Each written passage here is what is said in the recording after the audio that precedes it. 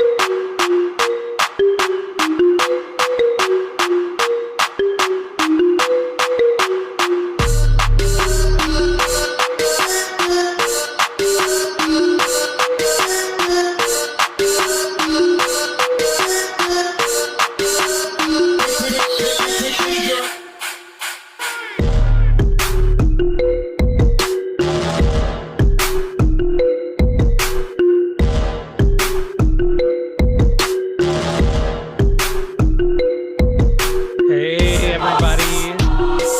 You are here with the Hurricane Girls. We are not Hello. live. We are recording because everything is stupid right now with YouTube.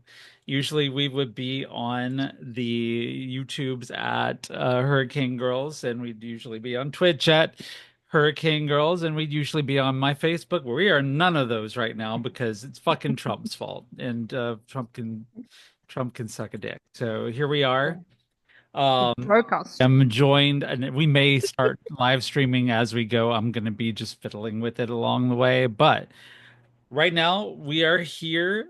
We are minus Hurricane Claire today. Claire is not well, so she is taking a week off to recover. And she's also not affected by the election over in Ireland, but at least she doesn't have that stress to worry about. But I am joined, as always, by Hurricane Barbie, all the way from Switzerland, originally from South Africa, With a and blurry camera today. very blurry today. But we're gonna just blame that on Okay. Trump too, because fuck Trump. I'm And I hiding my am wrinkles. also joined by Hurricane Evey. I said it right. Yeah. And Evey has joined us from New York, right? And Well, Jersey, but yeah. Jersey. Yeah. And originally from Guatemala. And so, as the concept of the show goes, three women, three different cultures, three very different backgrounds, and still all kind of besties. So, what's going Huh. on, y'all, today? You are listening to the Hurricane Girls. You are hopefully watching us somewhere at this point in time. And we are the Daughters of Darkness, the Sisters of Rage. We are God's gift to mediocre men.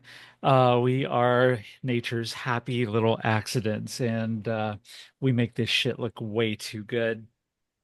We may be joined later by Space Goat Toast to Toast, one of my TikTok friends. And I am totally eyeballing that rosé that you're drinking over there. Ma'am, Looks really good. my I may temptation have to be already refilled drinking. it. I may have Already. already refilled it since we started having You the know we have conversation. 2 hours, right? So, I got the bottle right next to me. okay, I was gonna Don't say judge it. no judging, no judge. We do not judge here. We are off the chain. We are uncensored. And so, just usually start out with checking out everybody's week as the guest, Evie. How has your week been? You're here in America with me, so I can guess. My week has been stressful as hell, but I got my voting in early today. Ooh, yes. Surprise, and it should be no surprise if you know me or follow me on social media. It should be absolutely no surprise. But of course, I Of voted course blue. not. Um, Oh, and you it's wouldn't be definitely on our podcast if you voted that otherwise. part. I don't think. I think, yeah, You I probably think wouldn't be that's on a my friend list prerequisite. either. I'm gonna That's a say Sheila and I, prerequisite. she wouldn't fuck with me. Let's be for real. No, But no, yeah, I tend to not it's fuck with been hectic. Trumpers. Literally, Mm-mm. it's just been very hectic. It's been very stressful. I am very anxious. As you know, as somebody who's a woman, who's a BIPOC, who's an immigrant, I am very anxious. So that's Well, how I my week can, has gone. I mean, that makes sense to me. You've got a lot riding on this election. Yeah. We all do, kind of. Um, me as a trans woman, God, I mean, just wow. This election has a lot of impact for the LGBTQ population. Women in general, we tend to like to have reproductive rights, rights to our own Just bodies. Imagine Yeah, just like being treated like a human. I know it's a novel idea, but get this, right? mhm. that part. We're also human beings. And like, if you could just maybe respect us as such, like, you don't even have to like me, but if you could just, I don't know, if you could treat me like you would treat the man that you hate the most, that would be like, I'd Right. be okay with that. Like, think of the man that you hate the most and then just treat women like that. Because I think that's a step up. That's a step in the I right mean, motherfucking is direction. isn't that the Like, you don't even fucking have to like me. Just treat me yeah, like the man you respect the least. And I feel like that's already going in a good direction. We'll start there, right. okay? I mean, that's a good point though. The man you respect the least, just, treat me like that. And like, I'm okay with that. I'm okay with that. I mean, Like, that's a low bar. it's but men have the most beautiful, and I don't know, it's kind of one of these like crazy beautiful mind things where the bar could be on the ground and that fucker will go out of his Hell. way to The fetch a bar is hell. shovel. The bar is hell, and that fucker's like, I can do better, and get a shovel, and she's just like, I can do it, and you're like, sir, you didn't even have to go that far. Like, why? No. Like, You'd have to do all that. You didn't have to do it. That was a lot. You had to walk out to the shed to fetch the shovel to come back and dig. Like, it's so the bar is so low, and you were like, bet. they do that in dating, and they also do it in the rest of their life too. It's just like, And I no. just say, as a non-American, I was out here fighting the good fight for Madam President because I was on a date with someone who decided to say that he was like, well, Trump makes some good points, and I went,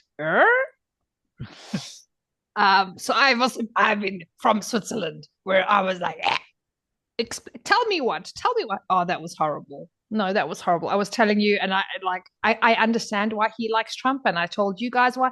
It's because they have the same haircut, the same comb over going, and I'm like, sir, at 31, your hairline cannot be that bad. What has happened to you? Like, what's No. happened? Like, babe, do you want to talk about it? Like, this is why I don't date men in their 30s. I'm telling you, their hairlines are, the passport says 30, but the hairline says 65. I'm Wild. blind. I mean, it's not Men in their 40s, untrue. beautiful hairlines. How is this possible? Men in their 40s with beautiful, like, hairlines that are giving, I and think I then have they, an answer for that. As someone who's walked amongst them, when men turn into their 40s, they realize, my options are getting slim. So, so they hold on to their hair. in the 30s, they're like, fuck it. I can let one or two go. I don't have to make any major No, changes. But in the 40s, they're like, maybe I might ought to start working on my look. but Like, they literally just, these men in their 40s have their natural hairline, and it's good. They still, I don't know what it is. I don't know if I'm just like, I've got like some weird blindness for older men, but men in their 40s still have hair. And then these men in their 30s are just seven wisps, seven strands of hair just like fluttering in the fucking wind. And I'm like, sir. Fluttering is crazy. you're not um, wrong. That's the thing. The I thing know. is, like, I have okay, been taking data. Thank you very much. I'm writing down age, hairline, star sign, Oh. like, I'm penis size. I have data points. Okay, I don't know what it's for. I don't know what I'm going to do with it, but I got information. I think you should like open a research center. Like, you could you have charts on the wall, like have like a comparison Crazy, of like hairstyles crazy. versus dick sizes and Yeah. stuff like that. Just do a whole like The, sliding the scale. papers I could release would be You worthless, should but interesting. publish it as a book. Is my Honestly, personal I'd like buy it. vote. I Like, the people listen to the podcast for it, so I mean, No, I just, I can't. This is an Italian man who is telling me that Trump has points because he's a And like I told the ladies before we went on live, I bit this man. I did. I bit him in the face. And and and I should feel bad about it, but I was so proud of myself. I got on the train to go home and I was texting like so many of my friends being like, I bit a man in the face today. It's not a good thing. I But really think we should adopt this strategy oh yeah, universally. yeah, yeah, yeah. If a man tries to kiss you out of nowhere, because men do this to me all the time, like I'll be talking and then they're just like, and because they think it's passionate, right? Because they at one point read like a teen romance book or something where the girl is talking and the man just kisses her and she goes, "Oh my God."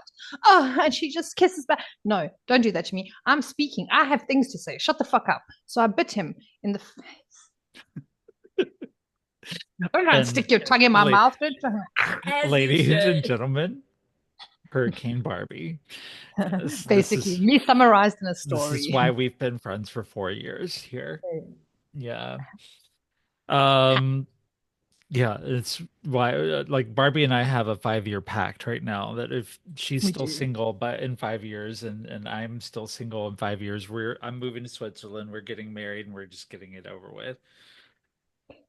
But I'm I am like actually my aim would be though to start a lesbian commune. So if there are any other women who are like, you know what, I got some money, we could invest, we can get us a little bit of property, we have a little lesbian commune, it'll be grand. I think so. I I'm think gonna it's a do great it. idea. Done. I'm done. Phenomenal. No men allowed, just, none. No men, you can bring your pets. Um,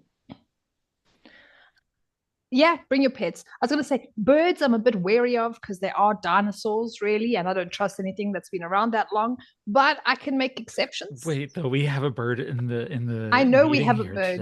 We today do have a in bird the in meeting. pod.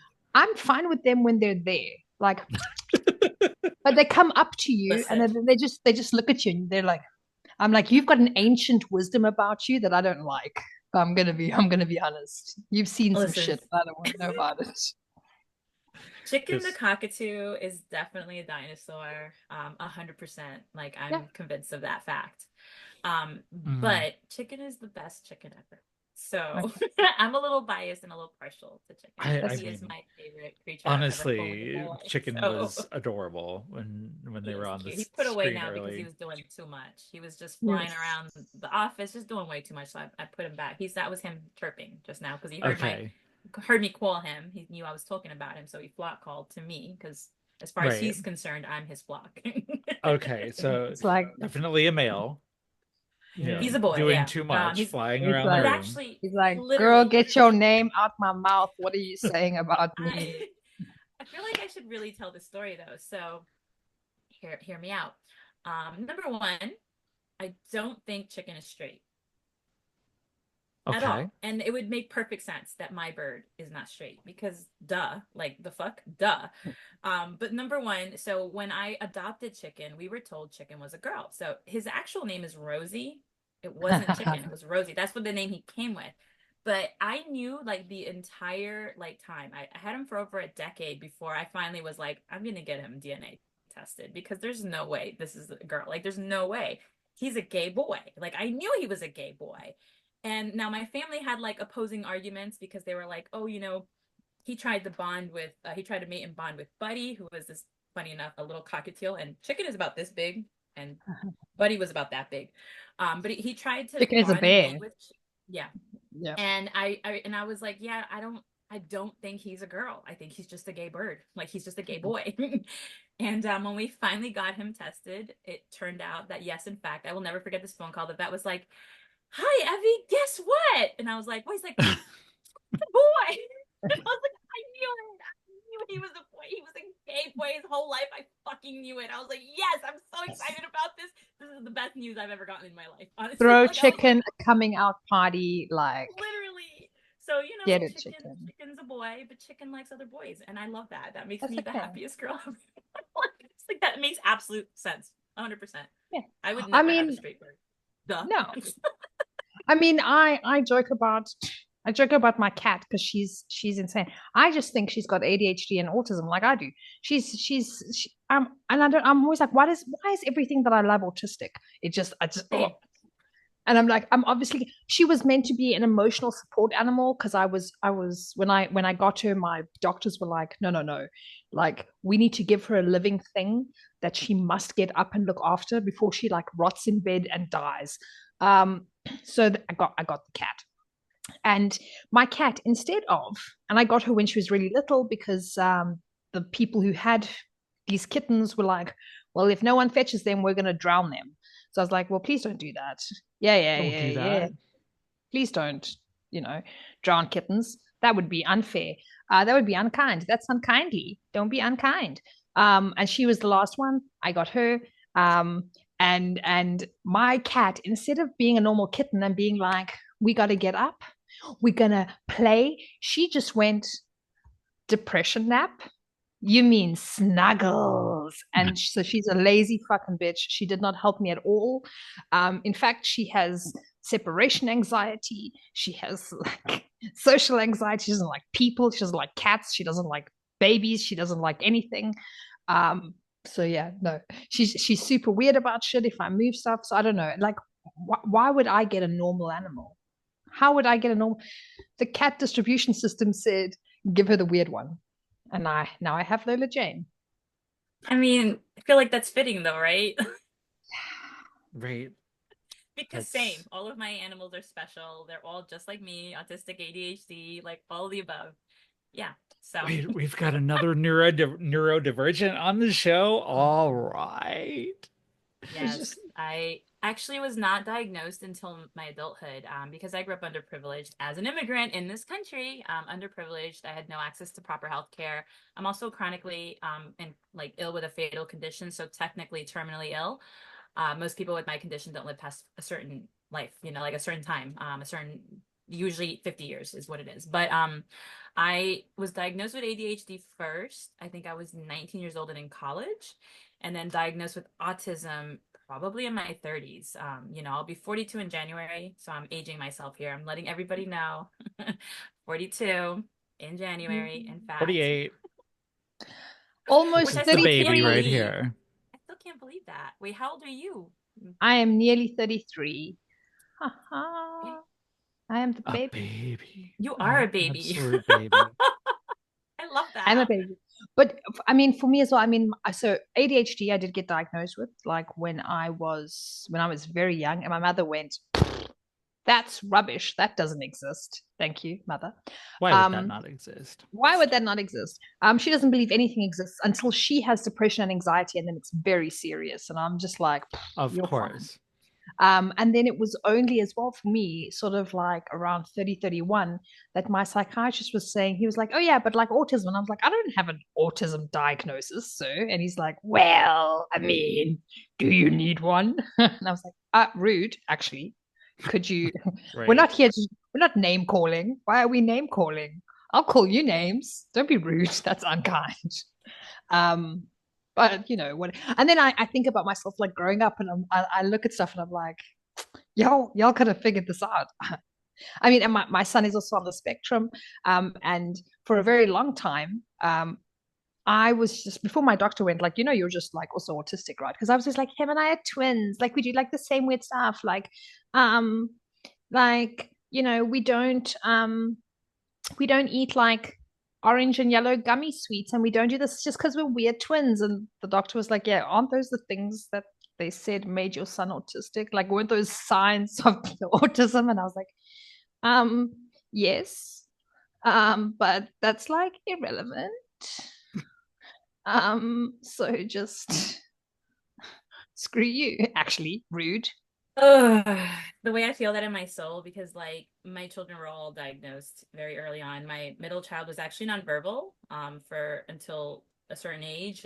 So like, and my mother worked as a special education teacher, and I was full on in Okay. denial, like full on in denial. I remember like the first time somebody like had a conversation with me about potentially me being autistic, I was like, but I'm nothing like my son. And then I thought about it and I realized that he's actually me on every level. And all of the things that like I was like, oh, wait a minute, maybe he's Yeah. a little autistic were my own things. It was Yeah. literally my life. And I just, was Well, a this is the child. thing. And especially when you're a mum and you've got like and you're a mother and you've got like a kid that has the like, has these things, you kind of set stuff up around for them. And then you don't realize that it actually makes your life easy as well. And Mhm. then you're just like, I'm just doing this to support my child. And you're like, actually, this feels really nice. If we could just continue doing this, that would be great.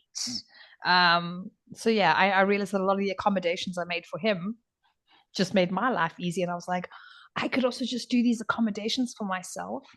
How fun. Like what? Right. I get to like look after myself. I So mean, yeah.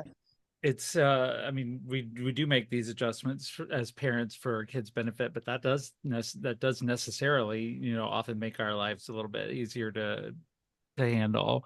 Like I think I don't have an officially diagnosed kid, but if she's not neurodivergent, I'll eat my fucking hair.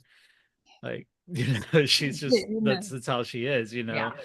Like, I am almost certain that she's neurodivergent because she displays a lot of the same spicy behaviors that I do. Yeah. So, But I mean, we it's handle crazy it. though. Yeah, but the thing, what I found was crazy was that it took me a long time to realize that I can make the allowances for myself that I make for my child, that I made for because when I was tutoring, I was a private tutor, and I don't know if I'm like a magnet. I'm a magnet for neurodivergent children because they're the kids that no tutor will take, and so I had a lot of like, just like neurospicy babies, my little babies. I mean, one of my babies is now 21, 20, going on 22, and he still talks to me. And I love him and I would die for him. He's amazing. He's an absolute honeybee. And I've known him since he was like 12. And I made a lot of allowances for him. And then, that was just natural for me. I do it for my son. I do it for the kids that I taught. If I realized there was like a neuro something going on, a little bit of like a spiciness to their existence. And then it took me a long time to realize like I can just do that for myself. It can make my life easier for myself by doing a thing. And it changed my whole fucking existence. It was Yeah. amazing. It Yeah. was amazing. I think that's ultimately it. It's like I'm actually in the process. I've been in the process of unmasking my autism for the past, I want to say like 5, 6 years, where I'm just letting myself be. Because I realized that I had, because of the way I was raised, I had developed systems in, like, I put systems in place Yeah. for myself at a very early age. I struggled with school. Like, I did not get good grades, and in an immigrant household, that is not a thing that's allowed or permitted. So it was a very traumatic sort of thing growing up.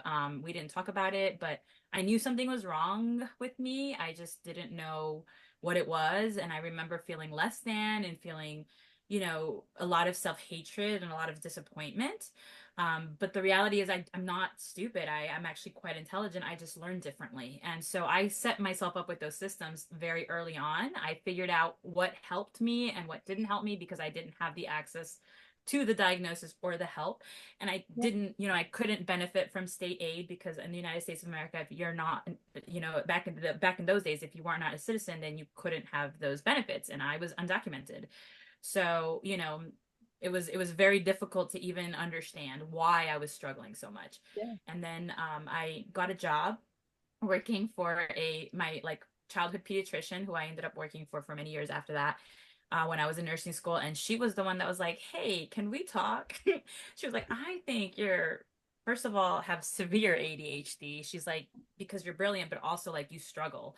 I mean, like I messed something up really bad. Like it was something that like anybody else would have gotten fired for, but I think she looked at me and understood that I just fell through the tracks, like the cracks my whole life. Like nobody ever, like the system did not work for me because I couldn't have access to it. So she basically was like, I think you need to go see a neurodevelopmental pediatrician. And I was like, I'm 19 years old and I have a kid. Like what, like while I was pregnant at the time, I was like, what do you mean? And she was like, you need to go get checked out because I don't think you're neurotypical. I think something else is going on. And so he saw me, the doctor, and he like within a few seconds of me talking to him, he was like, "You are severely ADHD. Like you have ADHD, and there might be something else going on, but we just don't know what it is." And it was because I was masking. I was literally masking as an autistic woman, doing everything I could to appear less autistic. So when I finally got diagnosed in my 30s, I remember kind of like sitting myself down and having like a little conversation with myself. I'm like, if I can allow my kid and my kids who are, because I have two autistic children, I'm like, if I can allow them to just be and unmask, and we are, and this is controversial in the autism household and life and world, but I don't support ABA therapy. I think it did more harm than good. And so if I can allow my kid to stim and tell him, hey, and tell her, hey, here's what you can do and just be yourself, like I can allow myself to do the same. So I've literally been in the process of unmasking, and I will say the words out loud as much as possible. Like, I am an autistic adult, I'm an autistic human. So when you see little things, here's what's happening. When I'm ticking, which I do, when I'm stimming, when I'm like rocking myself, like I'm in this, swivel chair, I do this all day long on meetings. Like before that, I would just sit there like this, and it was painful. Like it was It's actually painful. physically Yeah. painful. Yeah. Yeah. So yeah, But so I've been I mean, unmasking. I had that as well, although my like sort of point of unmasking came from I hit like a severe burnout. It was like post-divorce. Like a lot of just shit happened, and I hit like a complete burnout. Like I was under very much strong surveillance. My psychiatrist was very good in that and sort of organized stuff so that I could be under very strict surveillance, because he was like, oh, this is bad, bad. And it was bad, bad. And I can say like that was wow, bad, bad. And then I really sat and I thought about stuff, and I went, how much stuff am I doing and have I done um, to just so that I fit in? And I mean, I remember being like very, and it was almost pointed out because so we have pre-primary. I think that's is it like kindergarten before you start school? No, you don't have kindergarten. Is it kindergarten? We have Like pre-K. preschool. We do have Pre-K. kindergarten, but we have Okay, preschool. Yeah, yeah. preschool. So okay, we do, yes, ours is pre-primary, which is before you start your first grade. And I had to repeat so pre-K. I had to repeat it because for the first year I didn't speak to any other children, and they were like, and they would apparently, because my mother we've spoken about it since, and she was like, yeah, your teachers were like, they just thought I was shy, not shy, not a shy person. And they thought I was shy. They thought maybe someone was bullying me, this, that. And when they spoke to me, my mother said, she's like, you've been an asshole since you were born. True.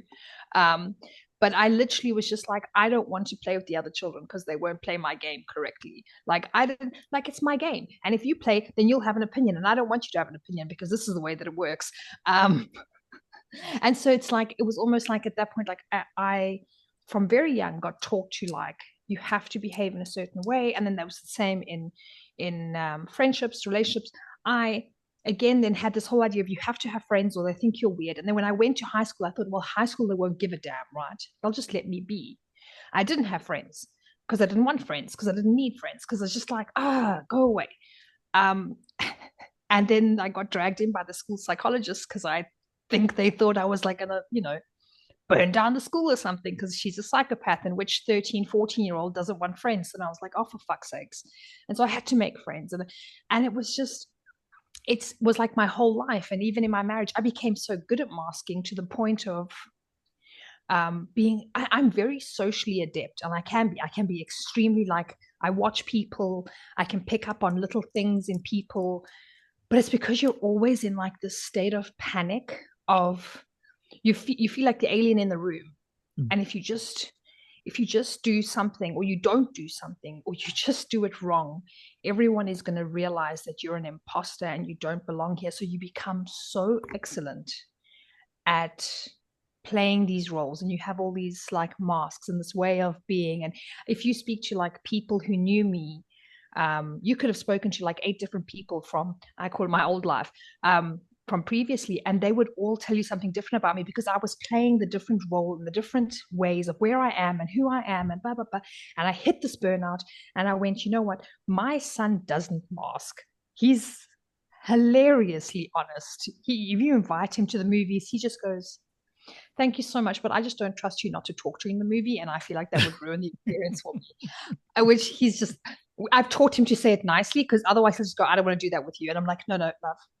Say thank you so much for the invite. Like we always thank someone for the opportunity. Like, hey, thank you so much. However, I can't do this. You can give a reason. You don't always have to. But then I realized I give him that allowance. So why can't I give it to myself? And now I get told that I'm too honest. And I'm like, well, you know what? I spent 32, 31, 32 years of my life lying to make everyone else feel comfortable. So, you know what? If my honesty makes you feel uncomfortable, spin on it. Right. That part. Yeah. Just That fucking spin. I don't give a part. fuck. Been on it, Right stuck the on it. fuck there. Yeah. Literally. Yeah. Yeah. Yeah. No, No I one feel the has to same speak to way. me. No I one. am clearly the queen of masking. Ah. Since as a trans woman, I masked for No, you're not. 4 fucking decades pretending to be a dude. And let me tell you something. Mm, When that mask finally comes off and you are allowed to be who the fuck you are, Mm. there's nothing better than that. It's nothing. mm. I remember at the start of my transition just going out and when I colored my hair pink and when I put the makeup on, learned how to do lashes and all that stuff, and then going out and then just being Sheila, being me, the person that I had been online for 20 years, and Mm. then going out and actually being myself. Fuck, it's freeing. And finally getting rid of other people's expectations. Because, I mean, let's be honest. As women, we have other people's expectations on us already. Yeah. Like there's a whole set of expectations. You're supposed to be pretty, you're supposed to be thin, you're supposed to be docile, submissive, you're supposed to exactly right. Yeah. Ah. You're supposed to you're supposed to be sweet. And you're not Yeah. supposed to contradict men, and you're not supposed to upset the apple cart. Well, as a trans woman, I upset the apple cart, the tree, the orchard, the fucking The whole seeds, ecosystem, the just seeds. everything. Yeah, literally, I'm banned from the Apple store.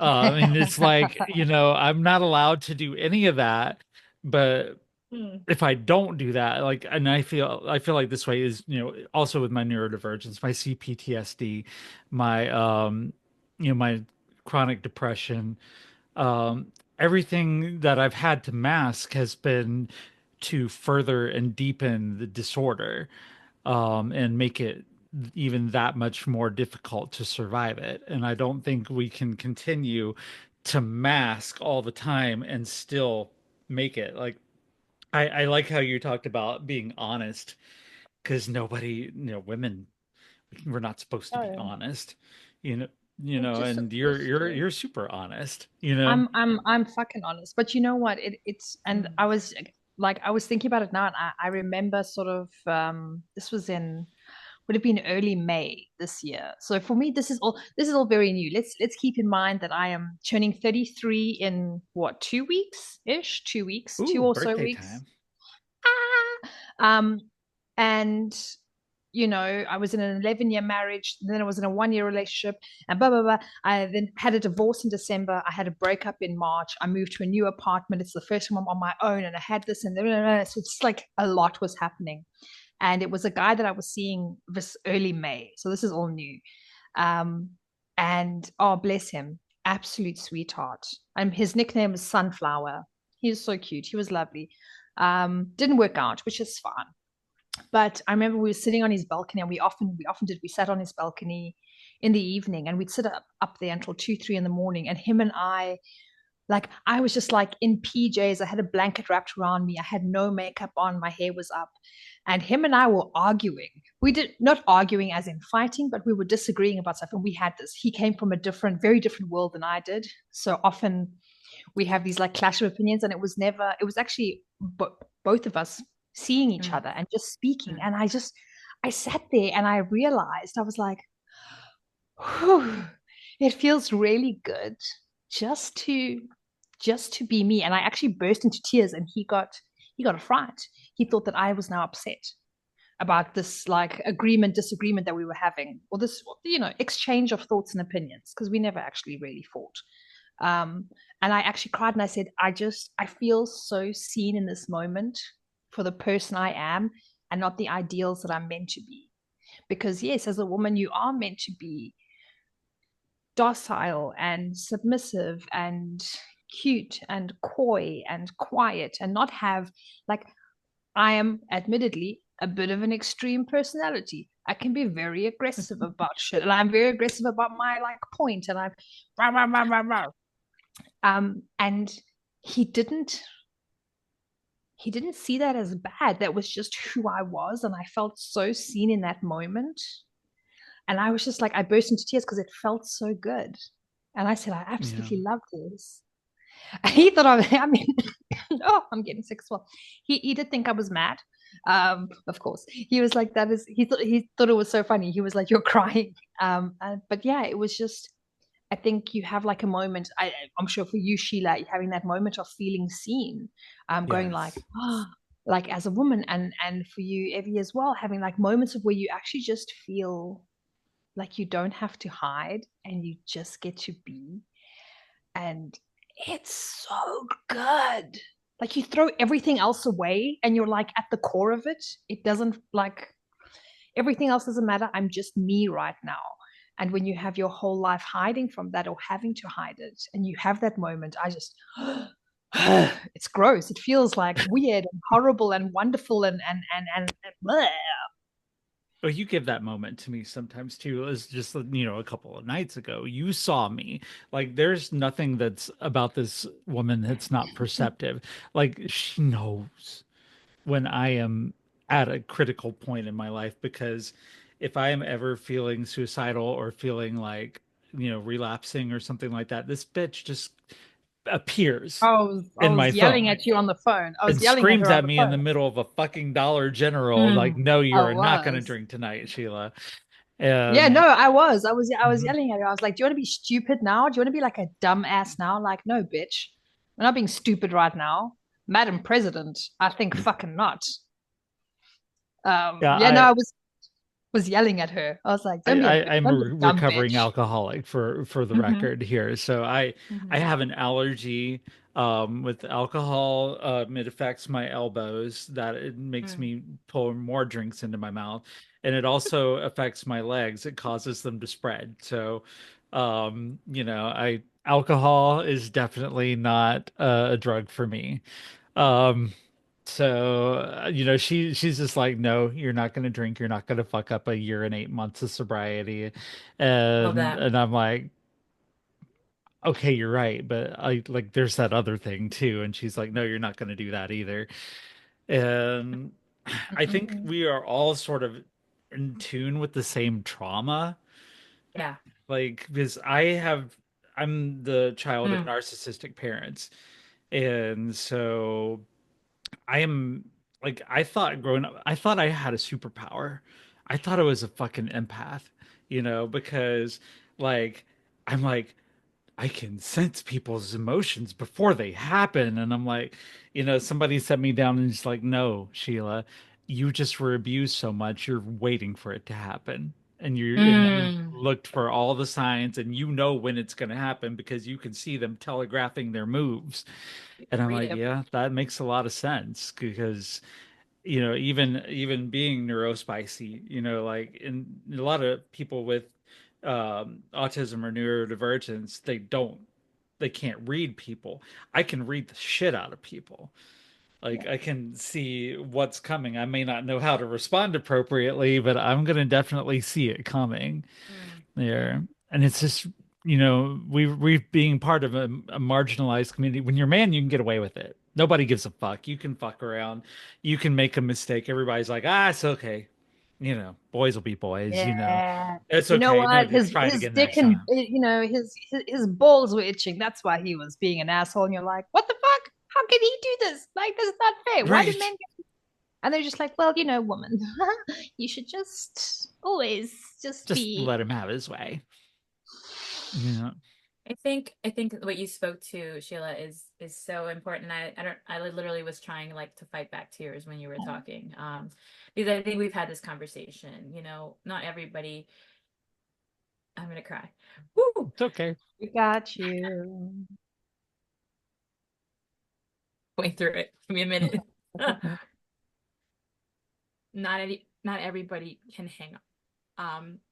Like you went through almost 4 decades of pretending to be something that you weren't because you weren't in that space where you could be safe and free. And I think I've had this conversation with you that my daughter lost her best friend, who had been her best friend ever since they were Thomas Jackson's birthday. I probably shouldn't be saying his name online, because we try not to, just because out of respect for their family or whatever. But the reality is, you know, my daughter when she was 16 lost her person, because he was not allowed to be free to be who he was, and he couldn't hang on. We live in a very close-minded community. It's not ever been easy to live here. It's never been easy to exist in this space. So I am so grateful to God, Sheila, and so proud of you for it. Oh, thank you. Well, and that's why she doesn't do dumb things, Sheila, because and that's actually why you're you now don't a give role in to the model. bullshit, right? Because like that is why you should be so proud of yourself because you hung on, and not everybody has that, you know, capability, and that's okay. It's not their fault. Like I don't blame him. I can never look at him and say, why didn't you just hang on because we loved you? Like we can't. There are times when it's hard to hang on. Yeah. But and at where the it same feels like it'd time, be easier to let go. But I am so proud of you. I'm so grateful that you hung on because we got to meet and we got to be friends, and I get to see what a success story looks like and what freedom to be yourself looks like in you. And that is fucking stunning. That is amazing. And I am grateful to be able to call myself your friend. Like I'm so proud of you. Like that's not easy. And identity is never easy. Whether we're talking about autism or talking about trans rights, or we're talking about LGBTQIA rights, or even just women and people of color existing in their spaces, we are not always lucky enough. And that's why like I voted the way I did, because I want those people that I love to feel loved. I want you, Sheila, to know that I value you and I love you, and I want you to have access to everything you fucking deserve, and I want your daughter to have access to everything she fucking deserves, and I want my daughter to have access to everything she deserves, and my boys too, you know? So it's just one of those things where like you sharing that moment and you sharing that story, you know, it started this conversation about unmasking like our autism. But the reality is, important. You know, it goes so much deeper than that because we are, as women, taught to assimilate. And we do, we really do. We mask because we assimilate. Like you said, Barbie, like we literally live in these spaces where we are very good at gathering information from others and then pretending like it's ours. Yeah.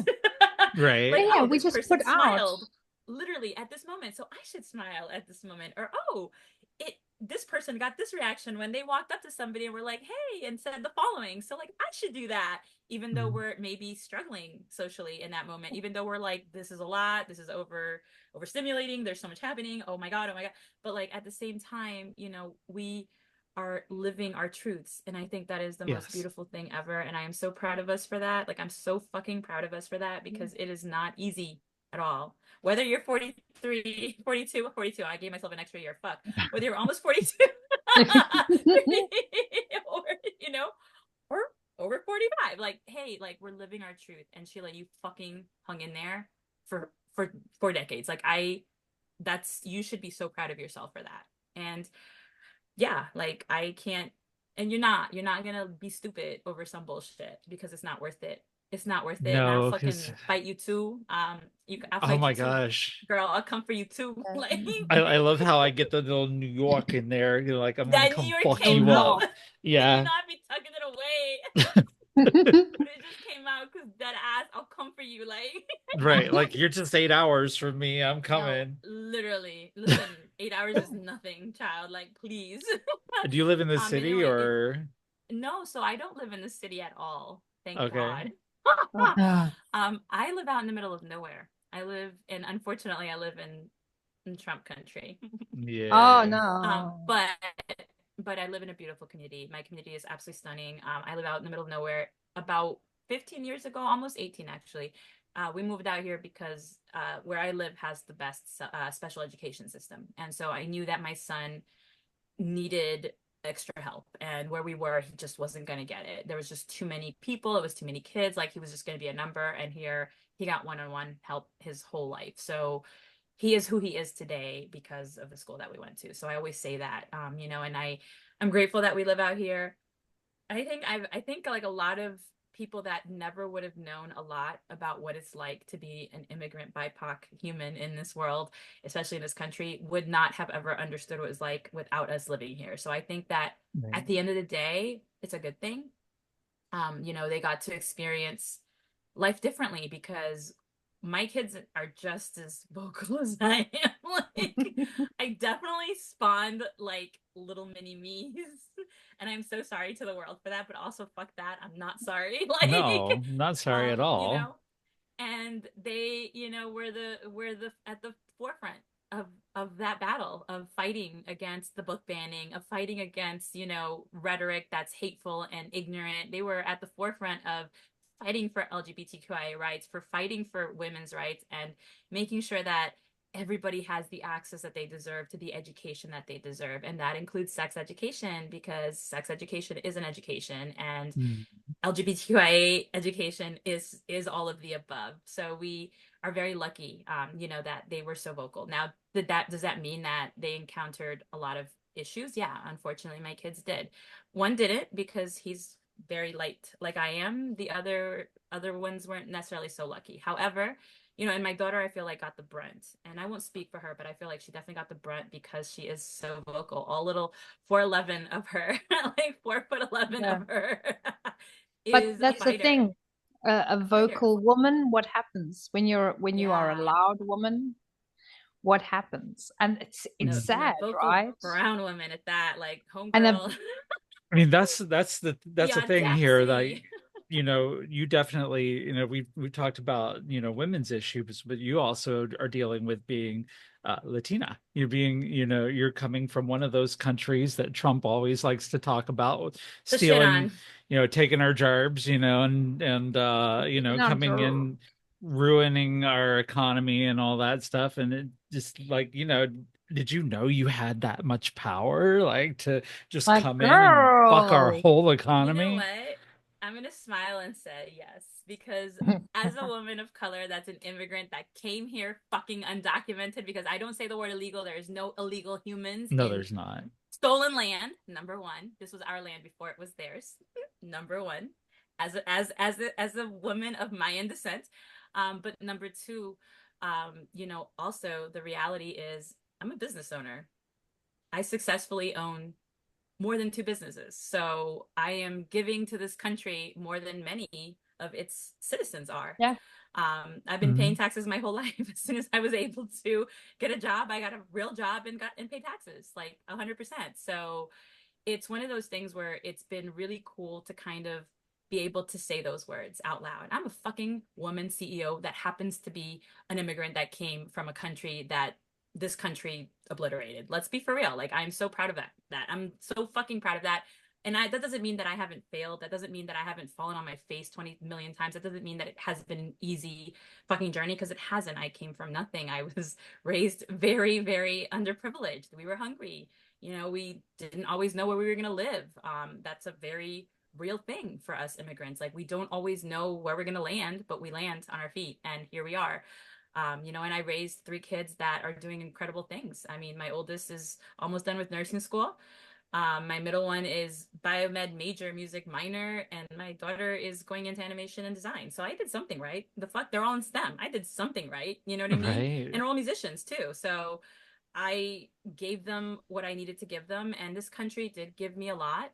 But it's like I've said, if you have watched any of my Guatemala videos, it's a very complicated thing. It's a complex relationship because only reason I'm in this country is because of what this country did to mine. And I think we don't talk about that enough. I think, No, we when don't. Trump says things like, oh, we're going to do mass deportations, even those that are here, as permanent residents, like, how dare you? You want to deport people back to the country that this country fucked up? Because if we want to go back in history, the only reason Guatemala is the way that it is because the US meddled in our politics and literally funded and executed a coup.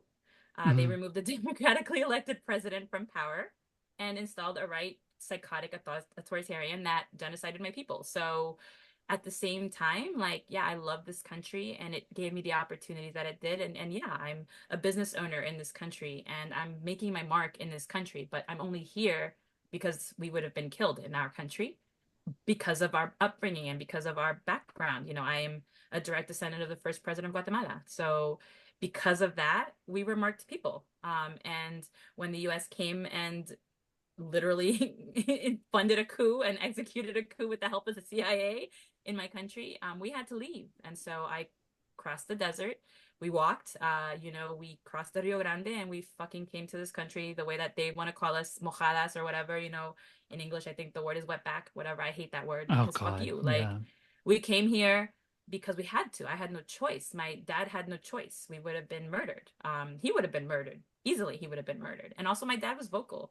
That's the one vote I didn't have to cancel was my dad. I love My it. dad is up there at the front of the lines, just like That's I am, amazing. I think if you Google him, I actually did recently, which was like the funniest thing ever. Like the first picture that you see of my dad is him during the Black Lives movement and marches in 2020 with he's like screaming, like there's spit coming out of his mouth. I love And it. he's screaming into a megaphone with his fist up in the air. I was like, yeah, that's my dad. I That's was the like, guy. what? And I wasn't raised by him. Like he came into my life later on.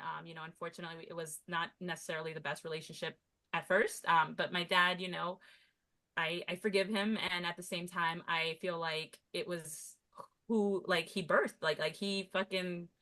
I am his DNA, so 100%, of course, I am just every bit the activist he is, and my children are too. I mean, it's been really cool. Like my daughter is so vocal. My middle child is so vocal. They started, a club in their high school and again a very red part of the state because this is like the red bubble in New Jersey, which is so funny to me because I'm like, we're in Jersey, first of all. Uh, so it's always interesting to me when like all these little white kids are, flying the goddamn Confederate flag. I grew up in Houston. That's like a fun little fact about me. I was born in Guatemala, but I came to the States when I was almost 8 years old, and I grew up in Houston, on the south, like the shitty part of Houston and in the woodlands. So like it's actually really funny to me as somebody who grew up in Texas, who knows our history and understands who was actually under the Confederacy and what the Confederacy actually stood for, to see all these Jersey little white kids be like, yeah, the Confederate flag. I'm like, bro, that first of all, that's the battle flag you're flying. Number one, Hmm. that flag actually was meant for hate. That is full on hate. That was, I'm going to fight the Union so that I can keep my slaves. Like, fuck you. It's not heritage, it's hate. 100%. I'll say that shit with my whole chest every fucking time, every damn time. You know what I mean? And literally, like, it's so funny to me. I'm always like, how the fuck do y'all realize? Like, how do y'all even think like this makes sense? Like, because it does it. I'm like, make it make sense for me. But yeah, it's a fun little fact about New Jersey. We do have a red area, and we do have I mean, we have sundown towns in New Jersey. People don't even Hmm. realize that, but we have We have sundown them in towns in New Ohio Jersey. too. Yeah. Yeah. So, but like I feel like the middle of the country, like I hate to say it, kind of makes sense, but New Jersey it doesn't make sense. Like I'm like we were always the North. We were one of the original colonies. Like what do you mean? Like we're part of New England. Like what It's, the fuck do you mean? I mean, Like bigotry just seems to take root every fucking yeah. where. It's Yeah, it does. ridiculous. And But yeah, I so love that, when you talk about it, we hear Trump with this rhetoric, and it's like, talking about how your people are invading us, the white people. You're invading, you're wanting to replace us.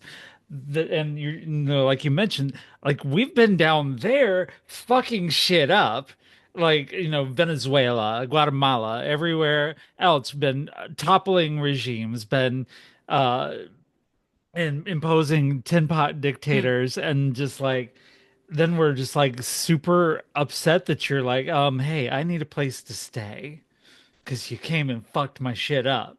So like, and then we're just like, oh, no brown people go home. What the fuck? You're like, but this is, because this is something that you said like more than once, so that like you're so grateful because America gave you this and that. But also remember, like I could very easily give two people $1 million. I could give you $1 million. I could give someone else $1 million. It's going to be the exact same, and what someone does with it, because I don't think you got a hell of a fucking lot from America, from what I'm hearing from. It's not like America's got like social aid or anything. Why do we care about people? Not in this country. Fuck you. So even you going like, well, I did get something. You got to live there, right? Which fair, because they kind of fucked your country. But so for you to go like, well, I guess America, like, no, no, no, no. Everything that you have and you've done now has been because you were like, you know what? Because Actually, of you. actually, I'm gonna show you fuckers, which is amazing. Which is just like it's your hard work. It's you, because really what I mean, I find it insane because of course, so I was born and raised in South Africa. My mum is Irish, my dad is English. My dad came British. My dad came to South Africa in his 20s. So like I'm South African because I was born there, and this is also, if you're born in South Africa, you're South African. They don't even care where your parents are from. We're just like, yeah, join the crew. Like you can just join South Africa. We're like, yeah, come on, join us.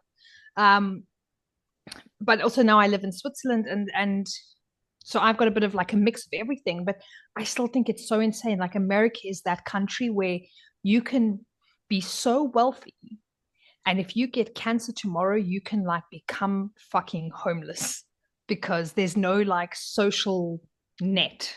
And I don't, is there any other country that's this mad? Like there's no social net. If you fuck up, you're dead. Like bang. It's super like it's for me, I find like a lot of the US stuff is like super dehumanizing. So when anyone does come from like a situation like you've come from where I mean, I'm sure risked your life to get there, Mhm. because, Yeah. trotting across the desert, not exactly what we do on a Sunday afternoon for fun, right? Um, to come into a country that is not your home country. And I know for myself what it feels like, and I did this as an adult, to come into a new country and assimilate. It's fucking hard. To do that at 8 is insane. Mhm. um, and that you've done all of this, and with the very little that you were actually given, other than, well, I guess you can hang out here in the corner somewhere.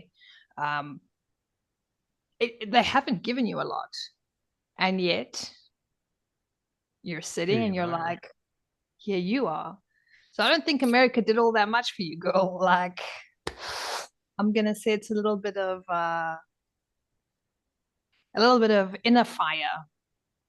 It has to be. I Flex, love that I smile mean, too, by it the it way.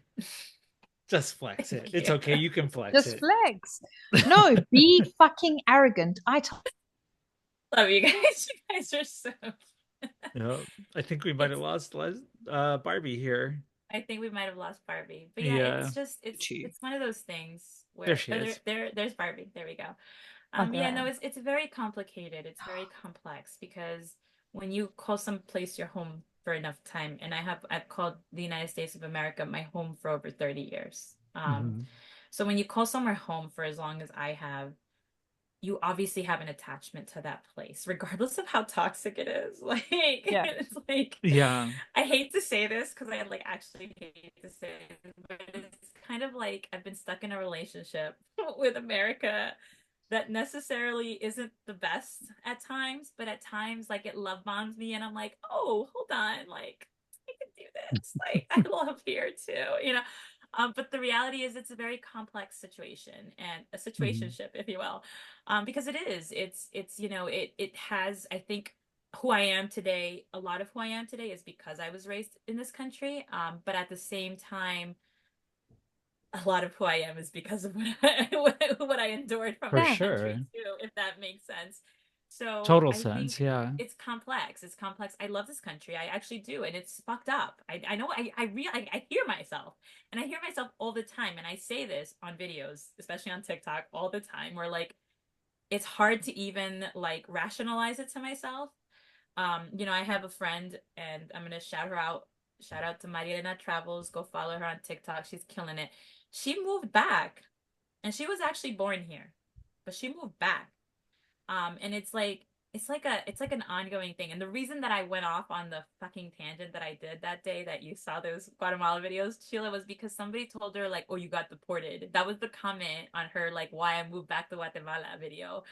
And I was like, bro, like, first of all, she couldn't have gotten deported. She was born here. It was, Like yeah. the ignorance, the Right. hatred, you know. But secondly, like, let's talk. Let's have that conversation. Why most Central Americans are in this country because the US destabilized an entire region. Right. Yeah. Because the coup was one of the many things that they did. They literally allowed a corporation, an American corporation who had CIA ties, to own over 40% of a country. Which Like is crazy. a CIA, like people, somebody that had CIA ties owned 40% of my country by the 1950s. So it's one of those things where it's like it's a very complicated situationship, if you will, because a lot of us are finding our roots. And I went back for the very first time in 32 years over the summer. That was the first time I went back, I loved and so watching your much. videos from that, by the way, in Thank your you. I live haven't streams. even posted so much. Like there's so many videos that I have that I just haven't like I've edited but haven't pushed like post on just because they are so personal. It's such a like I fell apart every step of the way because everything that I had blocked from my memory of as a child because of the PTSD, like I had blocked it, literally just like completely blacked it out. A lot of that came to and came back. So like I would step in a place and just start sobbing, and I would look at my dad and be like, "Why am I sobbing right now?" And he'd be like, "Well, this happened here," and he would tell me, and I'd be like, "What the fuck?" Like, how Right. does my body know to have that reaction, but my brain hadn't figured it out yet? Like, it's the wildest thing. So it definitely was. It was healing, but it was also kind of traumatic. Like, I'm not gonna lie. Like, Yeah. But there were moments that I just sat there and I was like, I only feel this way because of what the US did to this country. And that sucks because I consider myself an American citizen. I got naturalized at 19 to almost 20, and my kids were born here. So like it's like there's a song in Spanish that's like no soy de ahí no me siento de ahí ni de acá. So like I'm not from there nor from here is how I feel. Like I never felt like Yeah. I fully fit in here, but I definitely am an American to the point where I'm Americanized enough that when I'm there, it's like also like this just feels a little weird too, you know? Now that I feel more at home, absolutely. Like I remember stepping foot, like as soon as we touched down, and that video I did post, as soon as we touched down, I immediately felt at peace with who I was. And that's something that I have never felt my whole life. There's a lot that I can't necessarily say here, but Sheila, and Barbie, I'll tell y'all eventually. But like, there's things that I can't say here, just because I'm not ready to tell that part of my story. But there Yeah. are things in my life that I've hidden and masked and repressed for a very long time. And it was one of those things where as soon as I got there, like a lot of who I am made sense. Everything that I stand for made sense. Everything that I believe made sense. Why I'm so fucking like, for the first time in my life, I've never been a political person. Like, I literally, like, I was one of those people that was like, I don't care who you vote for. Like, we can put our differences aside. But at this point in my life, after everything I've gone through and given our options, like, I voted today for my life and for my yes, kids' life, same. so it meant so much more. Mm. I've cried so many times. I mean, I fucking cried when Kamala became the vice president. Having somebody of mixed race, like that was Yeah. huge for me. That was like, I remember like sobbing, just like I'm sure every little black boy in America sobbed when Obama became president because I sobbed when that happened too. Because like I looked at my sons and I was like, bro, we can aspire to so much more now. And we look the way we do. So I can only imagine what it's like for other people who don't Yeah. look the way I do, Yeah. who I aren't want as to white get presenting I as I want to get am, you into know? the election a little bit more because it's going to have happened by the time that people get to see this show. But it's Oh, by the time I get this Mm. uploaded and everything, the polls will be closing. I We are at the top of the hour, so I'm going to reset here and just let everybody know you are listening slash watching Hurricane Girls. I am Hurricane Sheila Chappelle, the internet's ex-girlfriend. I am here with my co-host, Hurricane Barbie, and with our guest here, Hurricane Evey, who is telling us, who's we're having a really great conversation. We will continue to have it for the next hour.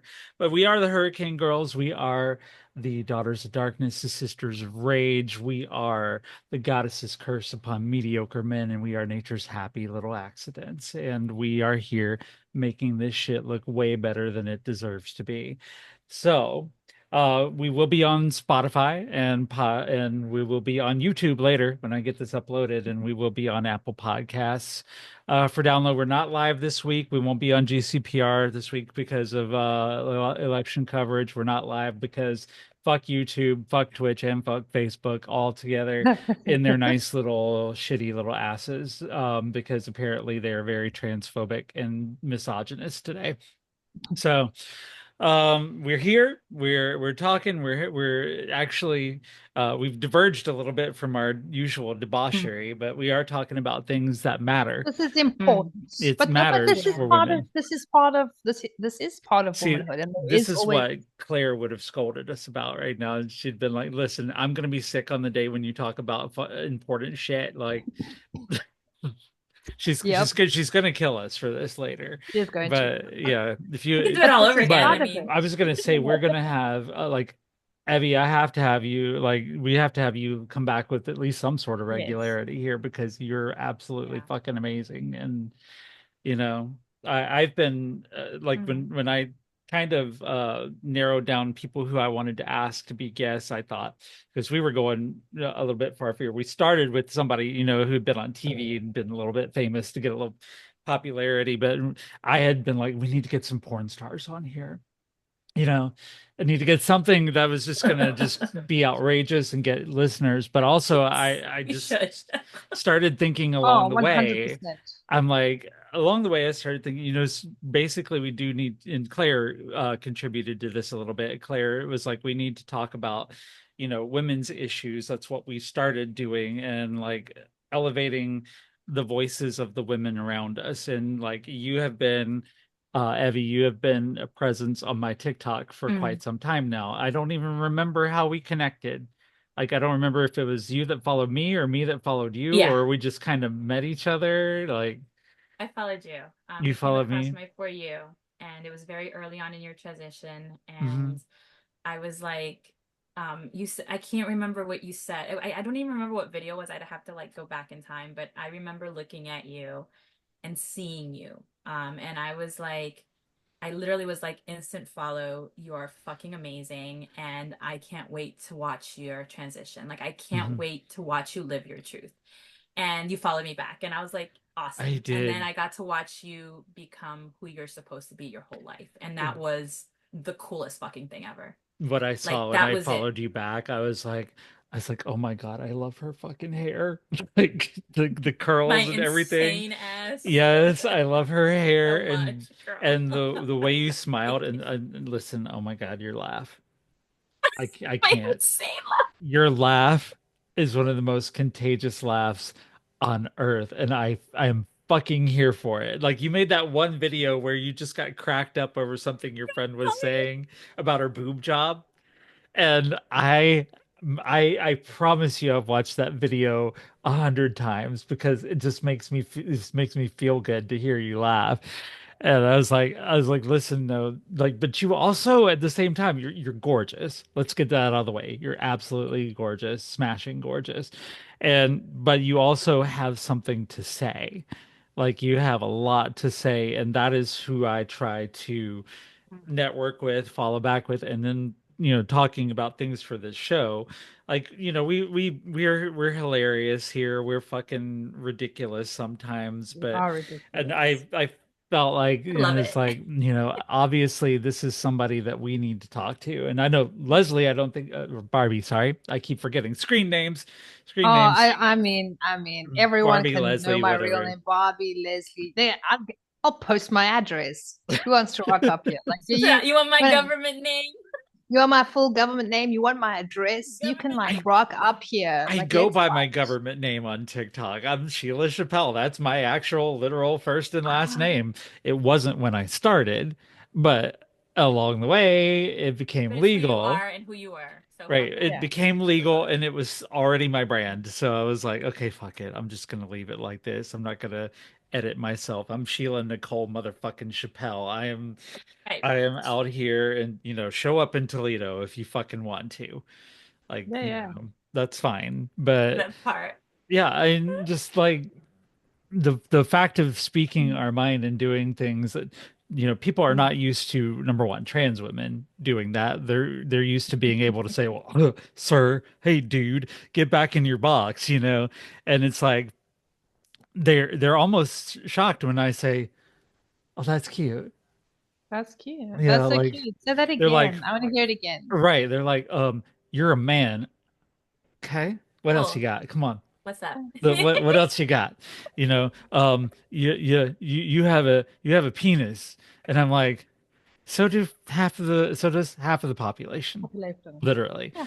Like, I'm like, you don't know, and number one, you So don't does your know First dad. of that. He's a all, that's a bitch like crazy you. assumption to Yeah, make. you don't know that. Yeah. Bold of you to assume that I do, but Yeah. and just like just stuff like that, and they're not used.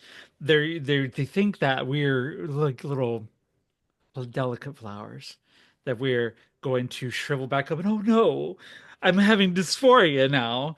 I'm gonna go suicide myself because you Yeah. said I'm a man, And to But be fair, there are trans women who yeah, do get affected by it. I am not that one. And no. so when But they say it, I'm sorry, Leslie, go oh ahead. no, sorry, no. Yeah, so but I'm saying, like, so for you, for it's people going like, because you're trans, then they can say this to hurt you, and that's why for me, please never listen to the other Mm. episodes because it's me talking about sex most of the time. But I like doing that, and I'm the first person I proudly call myself. I'm always like, I'm for the streets, motherfuckers. I'm a hoe. I'm a slag. I'm a slut, and I love doing that. And everyone goes, no, don't say. I love doing it. Do you know why? Because as women, we are trained from very little to be meek and mild and, oh, mister, what do you mean by that? Nah, bitch, I'll tell you what I fucking mean by that. Come here. Let me Right. show you My something. body count I is, you know, my body count will make your head spin all the motherfucking way around. We're about to go full exorcist, okay? And right. If somebody asks you that's what your I body like. count, you're just like this week This or, week, you what are we know, doing, babes? What are we doing? What are we talking about? This week, this month, whatever it is, it tops yours. What information does this give you? And this is why for me, because I know, because people are like, oh, because I've had some people that have, like friends when they're like, are you really saying this like online? I'm like, yes. Like, you're not worried. I'm like, why would I be worried? Why would I be worried? This is part of the whole concept of, like, why can I as a woman not say this? Why can you as a trans woman not have a voice and mhm. present how you want to and live your life? Why can you as BIPOC and an immigrant not say, actually, America, I know you did let me fucking live here, but you're kind of fucking Mhm. dicks. And this is part of, like, this is why, for me, I love talking about sort of sex and stuff, because I'm like, it's liberating, because I've grown up, and South Africa does have a bit of a, it's dodgy, right? It's super dodgy. Like when you're a little girl, it's quite common if a male relative is coming over, you'll be told to change because you can't be dressed in front of an uncle. Mhm. Like, and this is an adult man, and myself as an 11-year-old girl needs to cover my body because it's not appropriate. I aim to be inappropriate. My goal in life is to be so fucking inappropriate that it baffles and confuses people. Mm. And I think all It of it's works. all different. It's almost like all different kinds of resistance, right? By going against sorry, I'm also getting sick. I'm dying. No. Um uh but yeah, it's all these small things. They seem small, they're not small. Right. They're huge, and Mm. it's all Mm. all standing against something. And so for me, a big thing is standing against purity culture and women being meek and mild, and you know, oh, I have to appear like a virgin, like an a. No, fuck you, I'm not. No, and that, I'm I've not. said it many I like times. fucking. What is I, it? I've said What it is many it? times. If we had these same conversations on, and we were men Mm. on a pod, it wouldn't even be a Oh, fucking It'd be podcast. okay. It wouldn't Yeah. even be a podcast. It would just be a simple locker room conversation. yeah, Everybody would have high-fived and gone home. Mm. And yeah, like, no, people are not ready to hear a trans woman push back against the things they say. They're not ready to hear a sex positive woman push back against purity culture. They're not ready to hear a BIPOC woman who is like, you know what? You fucked us. We're here fucking it I'll back. fuck you back. Yeah, and yeah. I feel the same way because we're at the point in an election where we're trying to make a woman, and a woman of color no less, be one That. of the most Mm-hmm. powerful people in the free world. And Mm-hmm. they also treat her like that. It was she slept her way to the top. Well, Ugh. she's not polite in If the way she says it. Meanwhile, Donald fucking Trump, Cheeto Corleone himself, can get up there and say the nastiest, dumbest Mm. fucking things, and everybody's like, "Oh, he's got a point." Mm. You know, like fuck you. If you can get up there and um, call people slurs, you can get up there and talk about people's mental conditions. You can get up there and just flat out fucking lie. But when also, Kamala gets up there, uh, Mm. she's under judgment, and you can see this in the media even, Mm. and it's just yeah, a but I woman mean, thing, I if you think. could, if you could sleep your way to the top, y'all bitches better know I would be the fucking god of the fucking world. Like, if I could sleep my way, bitch, Well, I tried. It don't work like that. I'm I've like, been trying. well, And you know Steve. what? If a woman ever did, and you know what? If the fucking female president of the United States of America actually fucking slept her way to the top, put out that fucking tutorial, bitch. I want to know your blowjob tips. As if you fucked your way to be the fucking vice president and then you fucked your way to being president. Atta girl. Girl. Stop the Yes. tutorial. I do not give a fuck. Why, as a woman, should we be? We should always be so polite and so Mm. meek and mild. Oh, I'm so sorry. Did my shadow accidentally touch you? Fuck you. And I'm Fuck always you. looking at these I will. guys who are saying, I'm like, so, what's your excuse, Steve? Like, Yeah. why isn't your booty at work right now? You know, Yeah. Getting your way to the CEO position. Why aren't you giving up that ass? Like, come on. Why are you I sitting down here? aspire for this. I Like, aspire. why are you still sitting down here with the plebes down here in the entry level positions? The fuck, get busy, get on that corner, Yeah. work it. Get it. it's like with the whole Pop time that you guys were pussy. talking, the whole time you guys were That pussy on the talking, pavement. because you were like, oh, women have to be like, meek, and all I could think about was there's a quote that's like, I'm not fragile like a flower, I'm fragile like a bomb. Precisely. hmm Precisely. That is exactly. hmm Watch But this me is. blow the fuck up. Like, watch me Right. destroy you. Oh no, But this is yes. the thing. This And is then the at the same thing. time, like in response to like, yeah, like all these fucking mediocre, because let's be very clear, these are all the mediocre men talking, hmm right? And Mhm. all their fucking glorifying mediocrity. Like I can't even. Talking about, oh, she slept her way to. She is the most qualified candidate because she served for all three branches of our fucking government. She prosecuted fucking sex offenders. She prosecuted like people that broke the law. She literally has served more Yeah. than Like, are any you of these fucking mad? pieces of shit want to say. Like, Trump evaded the fucking draft. Like he's a draft dodger. Like make it make sense. Like make it make sense because 100% she served. And it's insane to say she slept her way to the top. Why? Because she dated fucking what's his name, Montel Jordan in the 90s. Like, good for her. Montel Jordan was fine in the 90s, and he could Listen, sing. Yeah. What the fuck? he Like, was hot as fuck. the He was fuck? Like, are hot. you tripping? Like, are you tripping? Like, that I'm low voice, key jealous. Like shit. honestly. And she was fine as fuck too. Like, the fuck? Right. And it's Fuck like, that noise. seriously, I mean, It's Donald Trump insane. had to grab him by the pussy. Like, if Kamala does what she Child said she did, she just slid right up on slept his that way dick to and the was top. He like, went, let's go. literally he literally has fucked everybody. Like the fuck in New York, like listen, and this is the thing, he's fucked people literally and royally, like figuratively speaking, because in New Mhm. York, anybody that's in housing, anybody that's in construction, anybody that's in finance, anybody that's an architect, an engineer, everybody knows that he owes hundreds of thousands of dollars, if not millions, to a whole bunch of New Right. Yorkers that he fucked over in the 90s. So whether he was fucking his way literally or fucking them royally, the same thing. I'm sorry. Fuck him. Like Right. And enjoy But those fucking no, 34 somebody felonies, that's Mr. yeah, Trump. literally. Or that part, the fact that he's a Yeah. whole yeah. felon. Like But it's I just love the to it's me, fact that it's insane he to me. can't vote right now. That he, of all people, cannot vote today because he's got He 34 vote goddamn no, felonies. but he voted in Florida See, because that's Florida what's is one fucked of up those because fucking states. if you or I had 34 felonies, we would be sitting on Rikers Island somewhere just rotting away. Nobody give a fuck about us.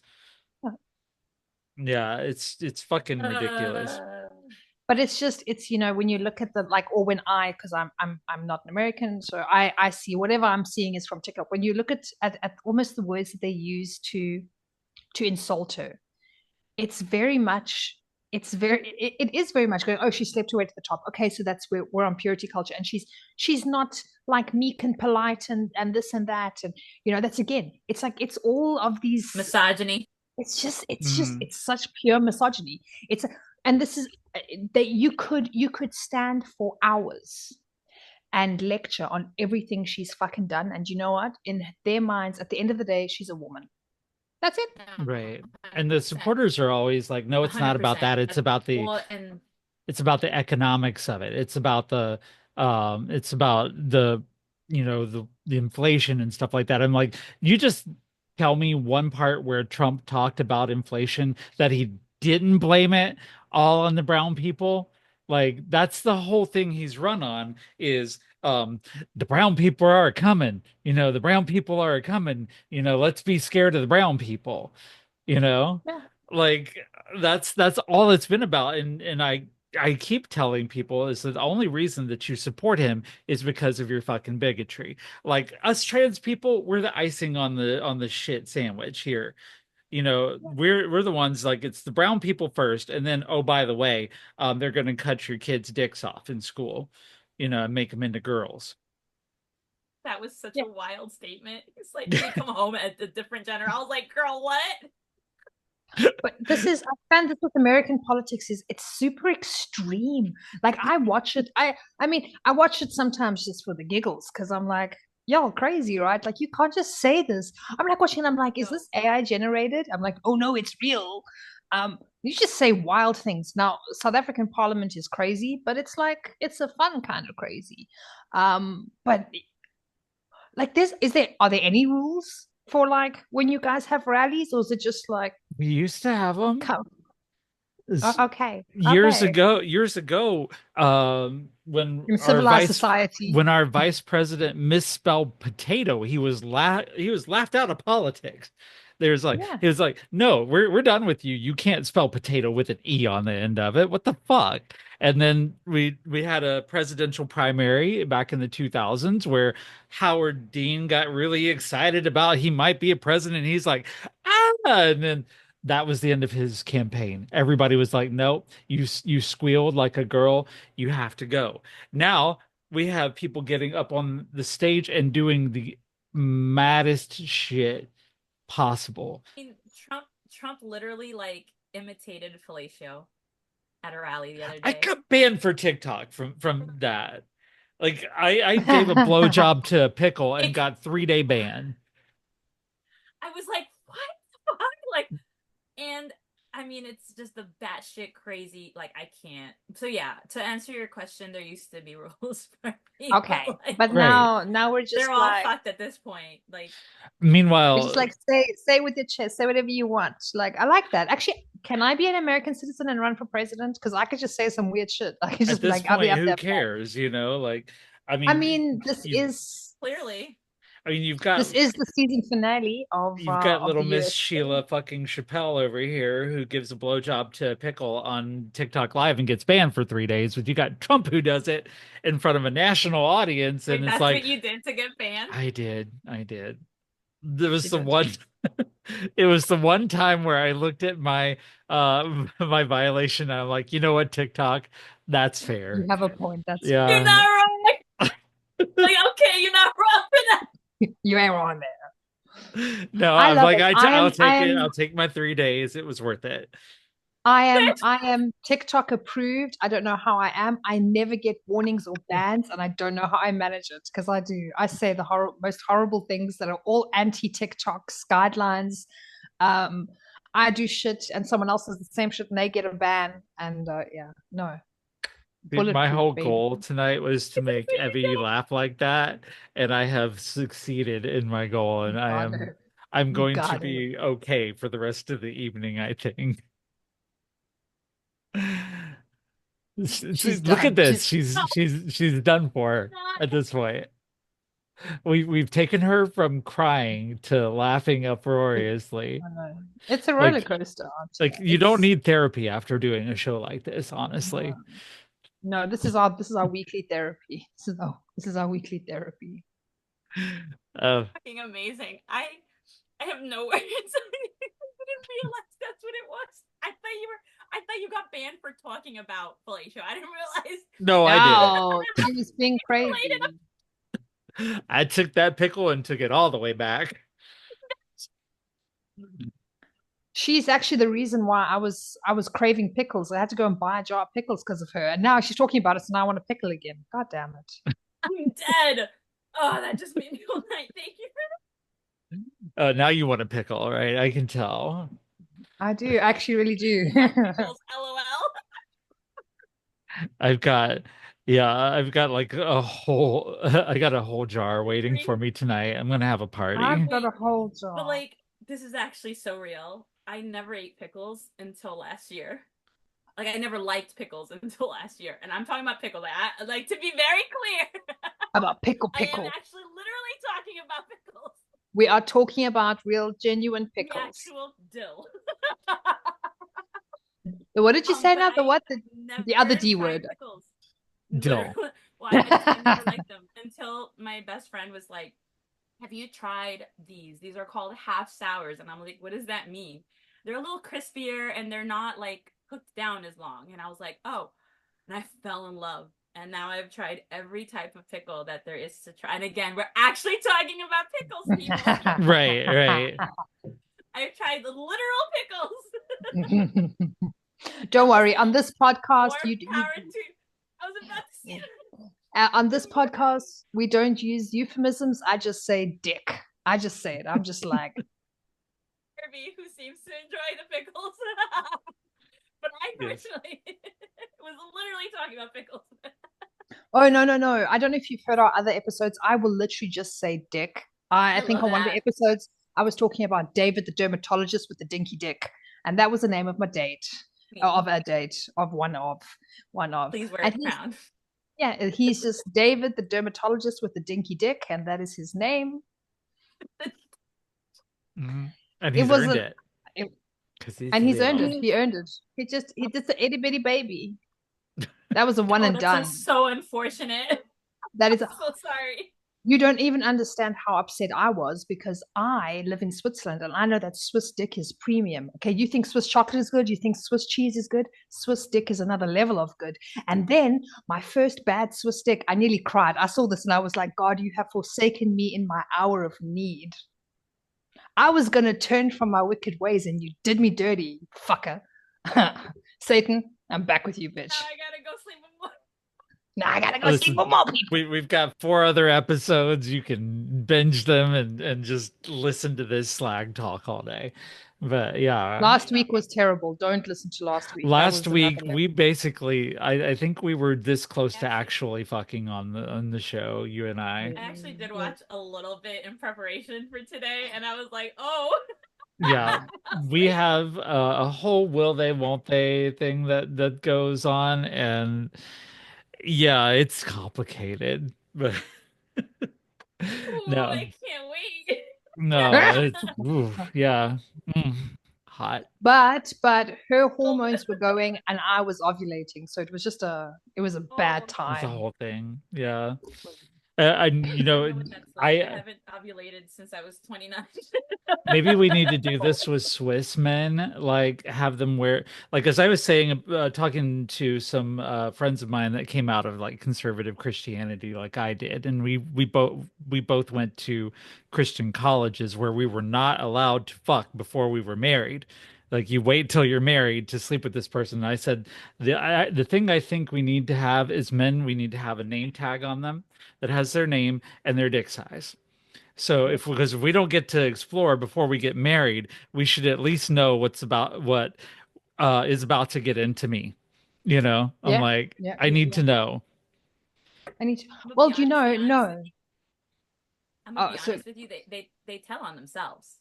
they I do. mean, Like they you do, really like dead ass. Like you can American men do. I will always say that tell. 100%. American men do. I've fucked some. I but know. I 100%. You can just want a man always to, tell. I want a man to come up to me and be like, and I'm gonna just look at him and be like, sir, you are speaking like a nine, but you need to bring your tone down to 5.5. Like, Patient Yep. is so real. Yep. I mean, don't talk to I me heard like it on you're a TikTok. 10. I heard it on TikTok, and I love this, and I'm waiting to use this insult, but and I just I'm it's in my heart, and I know God is going to give me the opportunity because I'm one of His faithful servants out here in the world. God is going to give me this opportunity, but He is. But the insult is, you're very confident for an ugly man. You must have a massive cock. Because what do they say? They can say nothing. Right. It's either I'm not ugly or I don't have a big dick. I mean, Thank that's you. like it's a whole no-win situation for a man. Oh I my am God. manifesting this into reality. God is going to give me this opportunity. He knows it is my time to shine, and He is going to give me this opportunity. Well, I know it. I know now it. all three of us have this opportunity because it's in our mind and we're going to be thinking about it the next time a guy comes up to us and is like acting clearly mediocre, but acting like he's a catch and be like, sir, it must be big because you're Because ugly. you're fucking ugly. But another thing that I found that I enjoy doing is that it's just been a recent thing that I've developed is going like, you have such cute little feet for a man. Like, how do you even stand up with those tiny? And I don't know why it brings me so much joy to do, but I was just like, you've got such dainty feet. Like, what are you? And you just name like an impossibly small woman size, and then ask like, do you save money because you buy your socks and the kids? And it's just got to do with their feet, right? It's a super weird thing. Fucking pisses them off, and I love it. Dude, I I say don't a know lot of why I shit love like that. I'll say We, stupid shit too. Like I'm not gonna lie, like it's one of my favorite things. Especially in the like space that I live in professionally. Um, Mhm. so I'm in the corporate world, which I'm so not should not be talking. it. But I work for a corporate facing company. And where I work in the corporate facing industry. And it's very interesting dealing with some of these men that I know 100% they are literally mediocre. They're only where they are as an executive of whatever company because they're white men.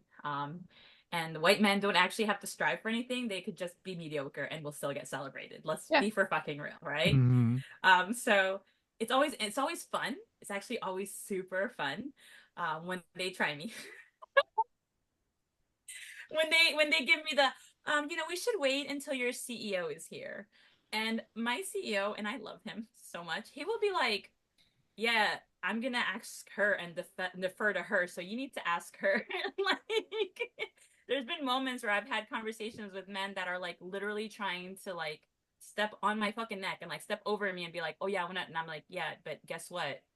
This is mine. So you have to talk to me. And it gives me so much joy Love it. to do that. And I'll do it with the biggest smile and be like, oh, that's cute. But here's the thing. Yeah. Yeah, Like, and my choice. It's my decision. It's my voice that's gonna move forward for you or not. I'm like, your little thing won't move forward unless I say so. So fuck off. Like, And I work it's in insane. customer It's one of my service. favorite things to do. Men Yeah. are like that in customer service too.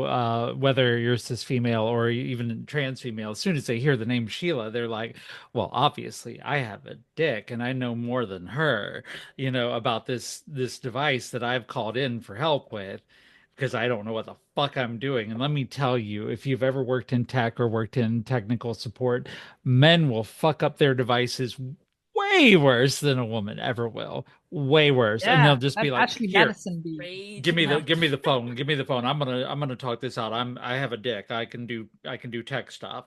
And it's like, no, no, because they hear my name and they're like, fuck, I don't like trans people. Fuck, I don't like women, but I need my phone to work. And it's this, you can hear the conflict in their voice, and it's like, I'm like, uh-huh, uh-huh, Great. uh-huh. I hope you have a It's nice fucking day. amazing. Yeah, have a nice day. Thank you for calling. Thanks so much for calling. Mm. You call And again. I Thank you. feel like Bye. I've like totally changed people's perception of trans people sometimes, because they're like, they call me up, they hear my voice, and they're automatically, well, yes, sir. And I'm like, ma'am. And they're like, Ma'am. oh, now I have had people just been like, hear my name and be like, can I help you? And they're like, no, I don't think so. I'm like, okay, fuck you. It's not my computer or my phone that needs fixed. Go ahead, hang up. I don't care. Yeah. Like, I promise you, I'll still cash the same check at the end of the week. That Yeah. part. And You you, don't have to listen to me. Like, it's like, not a problem. Ray, you will still be sitting there with your broke ass piece of shit. I mean, That's all. you can call this number again. You might get me again, but if you got time, I got time. I'm Or on the another clock woman. till Honestly, 5. that's I'm on the happened clock till before. 5, bitch. I don't know what you want. I'm on the clock till 5. So Mm, use it, don't use it. Whatever floats your boat, baby cakes. Like, right. Mm. And I think we're gonna see that if Kamala does win, I think we're gonna see a so lot of piss off. can we manifest? No, can we When just let's manifest manifest things it. into existence? When Just Madam President, when Kamala wins, Madam President, Please. we're Madam gonna Please. President. have some seriously butthurt men. Oh, Yeah, but and it's actually, you know, gonna be and Listen, delicious. It's gonna be great. I'm of course, I'm coming from a different perspective, but like I've seen on TikToks, and I can't remember who the TikTok is. I like him. He's adorable. He's lovely. But he was actually saying like he's got his Kamala signs out, and he's like, no matter what happens after the elections, he's bringing them inside because he's actually worried. I mean, you guys did. You had like the insurrection, all of this kind of stuff, and he's like, Mm, he's actually worried. that's And I'm fair. like, oh my God, is that really something? And then I went, yeah, fuck it. If bozos would vote for that fucking Dorito comb over crackhead of a motherfucker, I fully believe, yeah, I like that's stressful, right? Because even if the election is what you want it to be, you're Mm, still not it's out of the woods. it's terrifying.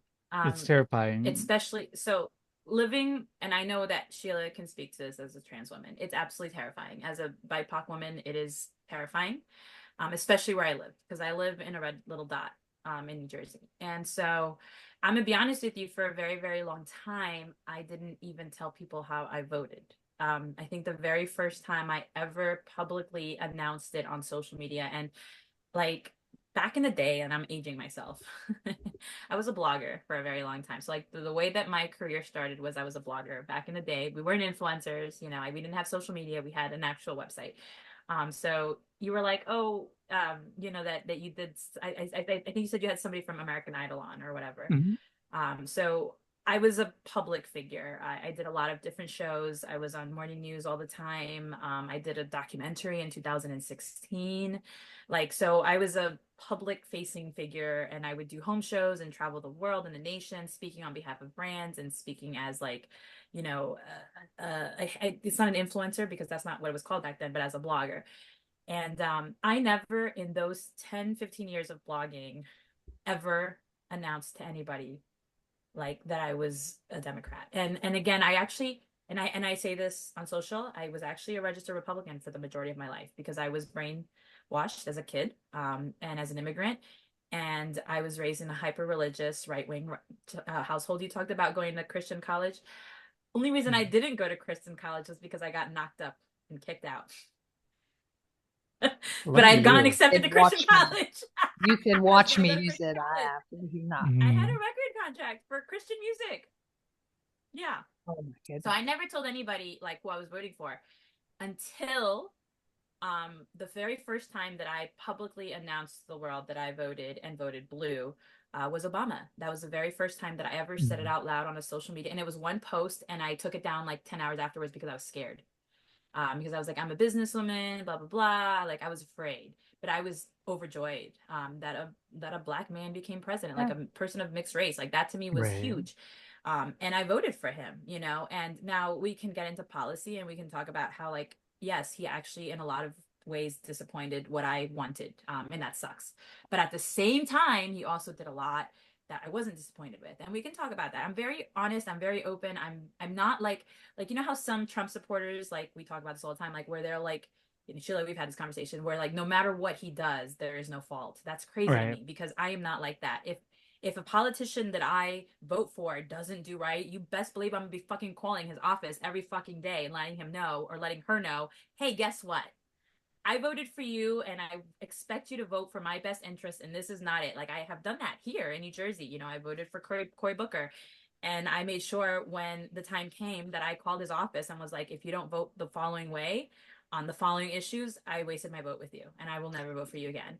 I'm very Right. honest. Like I will 100% say that. So yeah, there's a lot that I didn't agree with when it came to Obama, but I publicly voted for him. That was the very first time I publicly voted. And then I Sure. retreated into like the nothingness for a while because I was terrified of it. I was terrified to say out loud who I was voting for. I also am still to this day terrified of my family. Like my parents, my dad called me today. And I am praying to God that he doesn't see or somebody in my family who hates me, because there's a whole bunch of people in my family who hate me, who have purposely in the past downloaded videos and downloaded photos to send to him just so that he can fight with me about my views. So I was very vocal today. I started the day and I was like, fuck it, I'm gonna go manic on TikTok. And I posted a gazillion videos of myself literally voting for fucking Kamala. Like I was like, yeah, we're voting for Kamala. Fuck that. But that's the first time. That's the very first time because it is something that I'm afraid of, especially living here. And the entire time since I've been working with New Jersey Dems, since I've been working with different local groups, because I have been now for a while volunteering as well as like actually working for them, doing social media and marketing and stuff like that. I never have once put a sign on my lot, on my land. And the reason for that is because number one, we already have a lot of people that hate us just because of where we come from and who we are. And number two, I don't want to draw more attention to my family than Yeah. we already have. Yeah. And And I get that. Sure. I'll be honest with you, like I was one of the first people in line at, you know, the very first book banning, and I went in and I said everything I needed to say, you know, for LGBTQIA and for everything that I needed to say, how I talked about from the perspective of somebody who went to nursing school, who was in public health for the beginning of her life, because before I went and started doing what I'm doing now, I was in public health. So we talked about STI prevention. We talked about how it is important and pertinent for queer kids to understand queer sex education because they are at risk for the very same thing straight people are for, For you sure. know. Yeah. So and we barely have a good sex education when it comes to straight people. Like we have none when it comes to queer people or bi people or trans people or any of the above. So I, you know, I made it very clear what my views were and where I stood when it came to LGBTQI rights. And the amount of hate that I got from that was really shitty. So I, for a while, was afraid to even say out loud, I am a Democrat. I am a registered Democrat. I work for the fucking Democrats. I volunteer with the Democrats. And then the one video that I posted was for Tom Malinowski, who was a local congressman that we got elected. And then unfortunately, New Jersey fucked us because the Republicans in New Jersey decided to redistrict because they realized that we were turning blue in the little red bubble that we were in, and redistricted us and fucked us up. So now he lost his second bid, and we now have the same piece of shit Republican, son of the Republican piece of shit governor, has done absolutely nothing for us but fuck us. So I posted that video, and that was the only time that I ever posted. And I remember going to like some sort of rally where we were talking about immigration. We were talking about when Trump was separating kids at the border. And I spoke, I told my story, which I don't often do. My story is a complicated one. I crossed illegally, undocumented, whatever. And we were held at gunpoint. It's like a whole thing. Like honestly, it's a whole thing. Which I've talked about on social before, but barely to the point that I talked about it at this rally. And I remember getting in front of all these people who were my peers, who were Democrats, and I was still terrified to tell my story because at the end of the day, it's something that can be held against me. Yeah. So it's hard to say those words out loud with your whole chest when this system is not built for you. System is not built for us, Sheila. We It's are not. outside of the norm of society in this country. It's not, And but that it's gonna sucks. be. But that's what we're working Yes. towards. Mm. That's what we're working towards. And that's why this go around, I am so proud of myself for saying those words out loud and for posting it all over social media. I fucking voted for Kamala. We're not going the fuck back. No, I voted blue for my kids and for myself and for my Yeah. daughter. Okay. And we're not going back because when the fuck was America great? Never. It was never great while it was America. It was great before that. It was great when it was our land as indigenous people. That's when it was great. It was not great anytime after that. It has been nothing but hell for people that are me, people that have my background, people that come from where I came from, and people who have the race makeup that I do in my genetics. So it's and I will be the first to say that I also have European in my genetics. So I'm literally descendant of a colonizer. So that sucks, but that's my reality because of how complicated and complex my history was in Guatemala. But that said, I've said this online last week and I will say it again. Guatemala was one of the first countries to give everybody the same rights and to emancipate everybody. By 1820, everybody was free. 1824, I believe, everybody was free.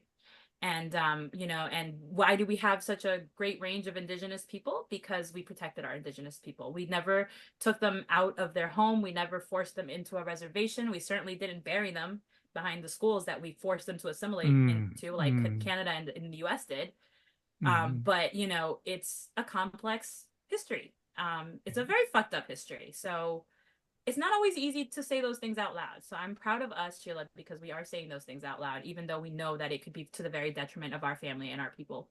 You know, that sucks because it's not Absolutely, easy it's to announce not. that to the whole world with your whole chest, given the fact Mm. that the system in this country was not set up for us. Right. If they want to see it with my whole chest, I'll put these double D's right out there. Go for Right, it. but Girl, those are not double D's. Those are, I don't know what double D's you grow in America, but those are much bigger than double D's. Good Lord.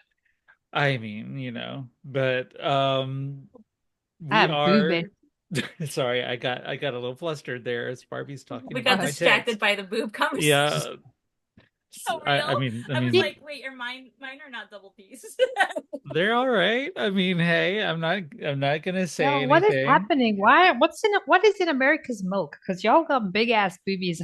Well, I I'm mean, just that's chilling over where the here. milk comes from, so. Double D, but I'm not a double D.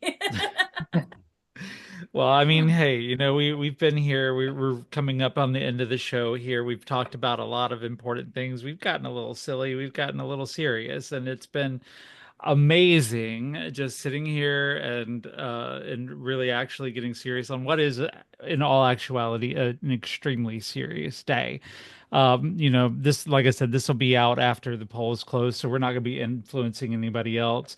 I was hoping we could go live so we could tell Trump supporters to stay home and watch us and get mad, Fuck but themselves. Yeah. yeah, and they can come watch it later. I'll be stripping for Trump if you can promise that you didn't vote. If you can prove to me that you didn't vote, I'll Ret send you. Retroactive booty there. Yeah, I'll give you. So I'm yeah, doing my part, guys. I'm doing my part. Like, so we come on now. always end the show by because we figure with the hurricane there's always an aftermath. So we always have our own aftermaths for the show. And at this point in time we usually just kind of give our final thoughts and promote what we want to promote. And where can we find you, Evie? Where can we find you if we want to look for you? So I'm at Evey's Creations everywhere. That's Eveys Creations plural. On every platform. That's my handle. And yeah, just get ready to hear a lot about smutty books because that's Ooh, like my favorite I thing Ooh. in the whole like wide it. world. Love Ooh, romance. book I love fantasy reviews. fiction. The higher the fantasy fiction, the better. But you will also get to encounter a little bit of music because I do write music for corporate companies and I also teach corporate team building. So you'll get a little DIY craft here or there. But above all else, be very prepared to hear me rant. I love it. To hear We me love it. rant and use my voice and tell everybody about my immigrant shit, about my autistic shit, about my ADHD shit, about what it's like being chronically ill with a rare connective tissue disorder. I have the vascular subtype of EDS. So we talk a lot about that. So just yeah, give me a follow if you're okay with all of the Yes. above, because you'll get all of the above. Yes, and you'll occasionally get to hear her laugh and it'll make your day. So I love Weird it. laugh. I know, not a weird laugh. But no, I appreciate you coming on so much, and this is not gonna be the last time you're on Hurricane Girls at all. Like we may even just carve out a fourth slot here. We'll have to talk to Claire and see if Yes. Claire is be like, Claire, are you coming back? You coming back? Oh, we miss Claire. We love Claire's like Claire. going through it. Claire's saying Oh, Claire's is very much the heart of the show. We definitely miss her and hope she's feeling better next week. And if you once you get to meet Claire, you're gonna understand what we're talking about because she's absolute gold. Like literally, she's hilarious, but just casually fucking hilarious. She right, is we casually protect just her like at in all the corner. costs. I mean, She you'll is casually. Oh, she's amazing. She's there's divine. She really. about that. I think last week she was the one with the best zingers. Like she literally Ah, she crashed the whole show. she she tore me a new one. She ripped me like every. I was just like, oh, she's so good. You were She's so like, please, can I have some more? Hmm. like, girl. Oh no, she Love that. like just foot on the back of my neck the whole podcast last week. It was brilliant It's because she amazing. does it in such a sweet, lovely way in her lovely little sweet Irish Sister Mary Claire accent. And then she just like, will put her foot on the back of your neck and just insult you. Yeah, I love it so much. She's divine. Barbie, what's So going on for you this week? Anything you want to promote or anything you want to say before we close? I'm not promoting nothing. I'm not promoting nothing, but I am saying this was great. I loved this. I loved all of our topics. This was awesome. And it's just on all different levels, right? Woman and unmasking and neurodivergence and this. And I'm gonna say a very premature, but fuck it.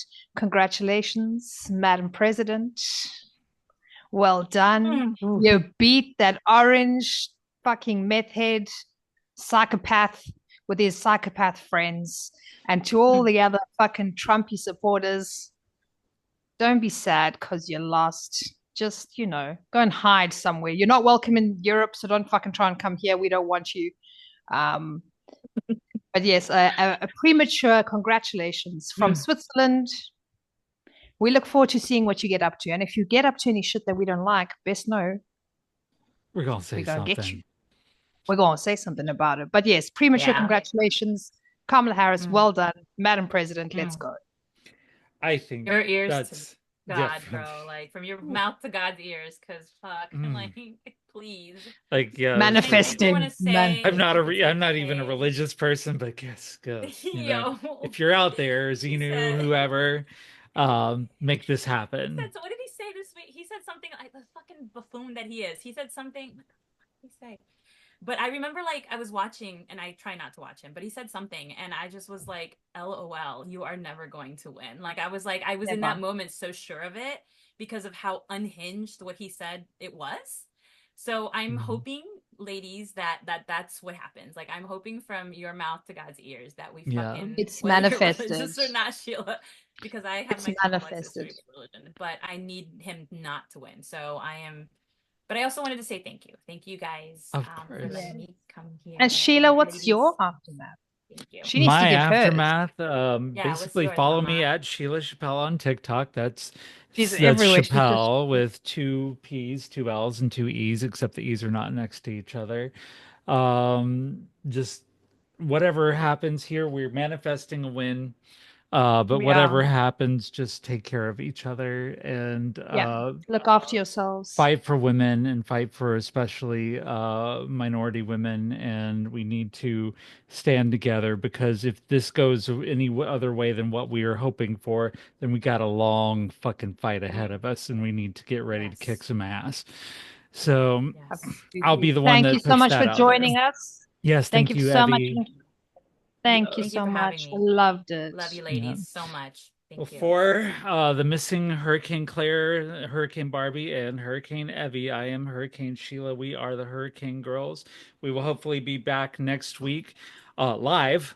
God help us. Maybe on YouTube and Twitch. This show. Madam President, you better put us up on Yeah. Yes. If I Better. upload this later on tonight and she doesn't win, I think she owes us something. But like, I'm gonna yeah, cry. I'm gonna Don't even post. say those This will words. be on who's Spotify gonna and win. Apple. I will definitely post the link to both of you later on tonight. And Evie, we'll see you again real soon. Okay. Oh yeah, For smart all. Thank you, lady. Thank you. recommendations. Mhm. Thank you.